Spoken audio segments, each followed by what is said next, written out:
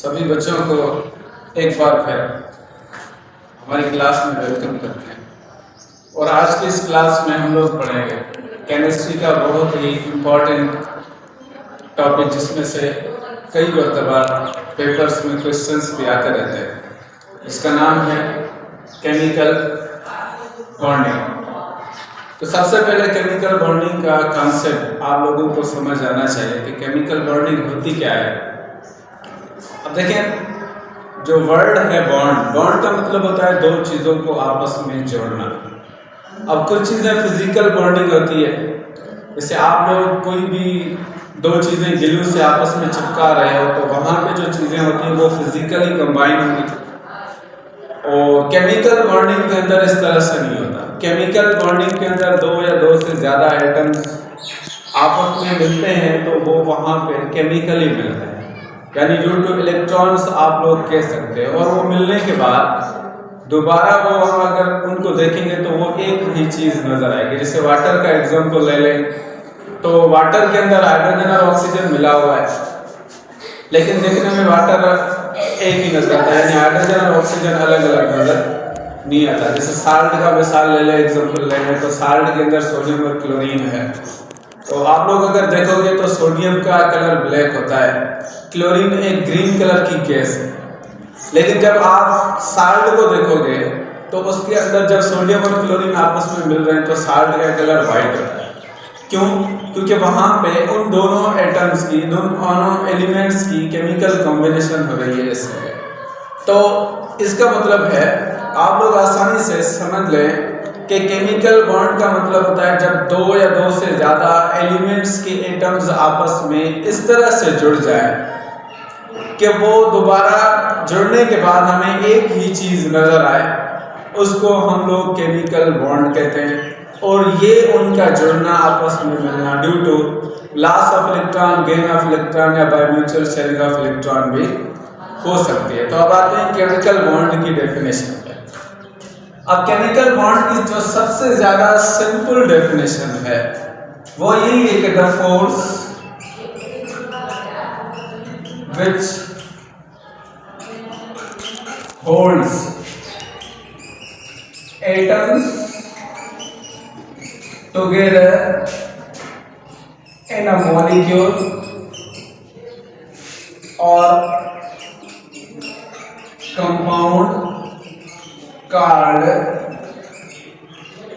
chemical bond।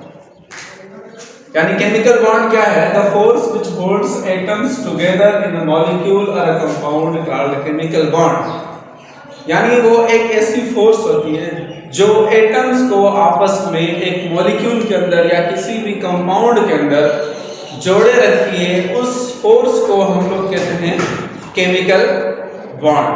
अब chemical bond के properties के हिसाब से जो बेसिकली टाइप्स होते हैं वो तीन तरह के होते हैं। जैसे आयनिक कंपाउंड एक केमिकल बॉन्ड का कंपाउंड है जिसके अंदर आयनिक बॉन्ड बना हुआ है, जैसे हम लोग कहते हैं आयनिक बॉन्ड। नंबर दूसरा होता है कोवेलेंट बॉन्ड और नंबर 3 होता है कोऑर्डिनेट कोवेलेंट बॉन्ड। तो बेसिकली केमिकल बॉन्ड के ये तीन एग्जांपल होते हैं, जिसके अंदर आयनिक बॉन्ड होता है, कोवेलेंट बॉन्ड होता है, कोऑर्डिनेट कोवेलेंट बॉन्ड। अब आयनिक बॉन्ड के थ्रू जो कंपाउंड्स बनेंगे वो उनकी अलग प्रॉपर्टीज होंगी। कोवेलेंट बॉन्ड के थ्रू जो कंपाउंड्स बनेंगे, यानी जिन कंपाउंड्स के अंदर कोवेलेंट बॉन्ड मौजूद है, उनकी प्रॉपर्टीज डिफरेंट होगी। कोऑर्डिनेट कोवेलेंट कंपाउंड क्या होते हैं, उनकी प्रॉपर्टीज क्या होती है, ये आगे चल के हम लोग पढ़ेंगे। तो सबसे पहले अब हम बात करते हैं आयनिक कंपाउंड या आयनिक बॉन्ड क्या होता है और कौन से कंपाउंड्स के अंदर आयनिक बॉन्ड मौजूद होता है, कहाँ पे आयनिक बॉन्ड बन रहा है और किस तरह से बन रहा है। अब सबसे पहले आयनिक बॉन्ड होता क्या है, याद रखें। अब कुछ बॉन्ड ऐसे होते हैं जिनके अंदर एटम्स, एक एटम इलेक्ट्रॉन देता है, दूसरा एटम इलेक्ट्रॉन लेता है। अब इस तरह के केमिकल बॉन्ड को हम लोग आयनिक बॉन्ड कहते हैं। क्या कहते हैं? आयनिक बॉन्ड कहते हैं। इसकी डेफिनेशन होती है a type of chemical bond in which one atom loses electron, other atom gain electron। यानी एक एटम इलेक्ट्रॉन दे, दूसरा एटम इलेक्ट्रॉन ले, उस तरह के केमिकल बॉन्ड को हम लोग आयनिक बॉन्ड कहते हैं। सिंपली में आप लोग ये कह सकते हो कि ऐसा केमिकल बॉन्ड दो या दो से ज्यादा एटम्स के अंदर जिस केमिकल बॉन्ड की वजह से आयन्स बने, उसी बॉन्ड को आयनिक बॉन्ड कहा जाता है।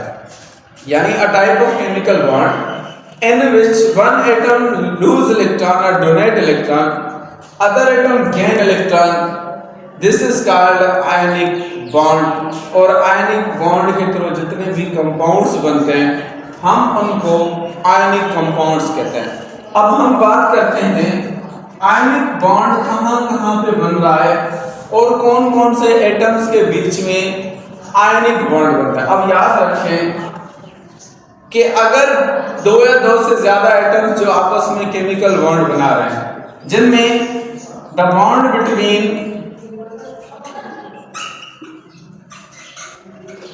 मेटल्स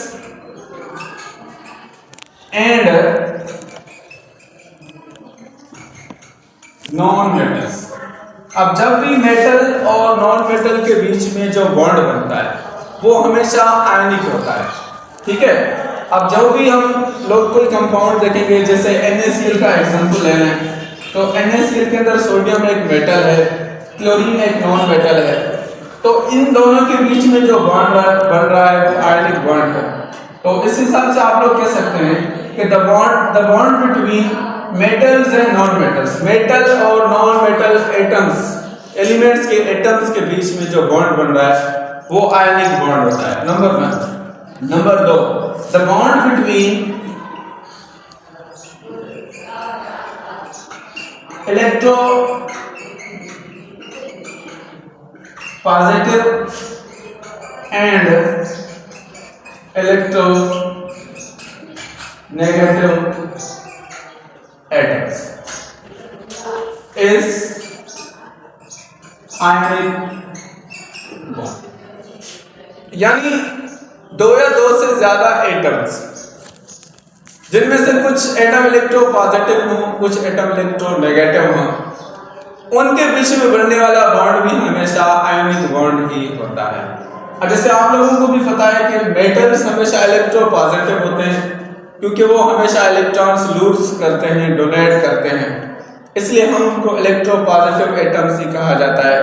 तो याद रखें कि दो या दो से ज्यादा एटम्स जिनके अंदर कुछ इलेक्ट्रो पॉजिटिव हों, कुछ इलेक्ट्रो नेगेटिव हों, तो उनके बीच में भी हमेशा जो बॉन्ड बनता है वो प्योर आयनिक बॉन्ड ही होता है। So that's why the bond between electropositive and electronegative atoms is ionic bond. It means the bond between metals and non-metals is also ionic bond. After that, the bond between electropositive and electronegative atom is also ionic bond. After that, you can say that the bond between smaller size atoms and larger size. अब आप लोगों को पता है कि smaller size atoms कौन से होते हैं, लार्जर साइज एटम्स कौन से होते हैं। जैसे आप लोगों ने पढ़ा होगा कि मेटल्स की अगर हम साइज देखें तो वो स्मॉलर होती है, और नॉन मेटल्स की अगर आप लोग साइज देखोगे तो वो हमेशा लार्जर होती है। तो ये है हमारे आयनिक बॉन्ड की डेफिनेशन, और ये है आइडेंटिफिकेशन जिसके बिना में हम लोग जान सकते हैं कि कौन सा कंपाउंड है जिसके अंदर आयनिक बॉन्ड मौजूद है और कौन सा कंपाउंड है जिसके अंदर कोवेलेंट कंपाउंड या कोवेलेंट बॉन्ड मौजूद है और जिसको हम लोग कोवेलेंट कंपाउंड कहते हैं। That's why you can say that ionic bonds are found by the formation of ions. लाजमन ये आप लोग कह सकते हैं कि आयनिक कंपाउंड्स के अंदर आयंस बनते हैं और आयनिक कंपाउंड आयनिक बॉन्ड की वजह से बनते हैं। तो अब हम पढ़ेंगे कोवेलेंट कंपाउंड। उम्मीद है आप लोगों को आयनिक बॉन्ड जो है वो समझ आ गया। अब सेकंड नंबर जो हमारा बॉन्ड का टाइप होता है जिसको हम लोग कहते हैं कोवेलेंट बॉन्ड। अब कोवैलेंट, अब सिंपली आप लोग समझ सकते हैं, को का मतलब होता है सिमिलर, वैलेंट का मतलब होता है बैलेंस। तो अब पहले सबसे पहले कोवैलेंट बॉन्ड की definition, the bond which is formed by mutual sharing of electrons। अब ऐसा बॉन्ड जो दो या दो से ज्यादा एटम्स के बीच में बने, जिसके अंदर कोई भी atom complete transfer of electrons ना करे, म्यूचुअल शेयरिंग ऑफ इलेक्ट्रॉन्स की मदद से जो बॉन्ड बने उसी को हम लोग कोवैलेंट बॉन्ड कहते हैं। ठीक है, तो सिंपली आप लोग कह सकते हैं the bond which is formed by mutual sharing of electrons that is called covalent bond। अब आते हैं कि कोवैलेंट बॉन्ड को कैसे पहचाने कि ये कोवैलेंट बॉन्ड है और ये कोवैलेंट कंपाउंड है जो कोवैलेंट बॉन्ड की वजह से ही बना हुआ है। अब याद रखिए कि अगर बॉन्ड होता है non metals plus non metals, वो हमेशा क्या होता है, वो कोवैलेंट बॉन्ड ही होगा। यानी बॉन्ड बनाए दो या दो से ज्यादा एटम्स का कोई कंपाउंड हो जिसमें आप लोग देखें कि सारे के सारे नॉन मेटल्स ही हैं, तो वो हमेशा याद रखें कोवैलेंट बॉन्ड ही होगा। अब जैसे आप लोग H2O का एग्जांपल ले रहे हैं, दोनों नॉन मेटल्स हैं, हाइड्रोजन भी नॉन मेटल, ऑक्सीजन भी नॉन मेटल। आप HCl का एग्जांपल लें, हाइड्रोजन और क्लोरीन दोनों नॉन मेटल्स हैं। आप H2SO4 का एग्जांपल लें तो ये भी एक नॉन मेटल, ये सारे के सारे एटम्स इस कंपाउंड के अंदर मौजूद, ये भी नॉन मेटल्स हैं। तो कह सकते हैं कि the bond between non metal and non metal, तो वो हमेशा क्या होगा, वो हमेशा हमारा कोवैलेंट बॉन्ड होगा। और उसके बाद आप लोग याद रखें कि द बॉन्ड बिटवीन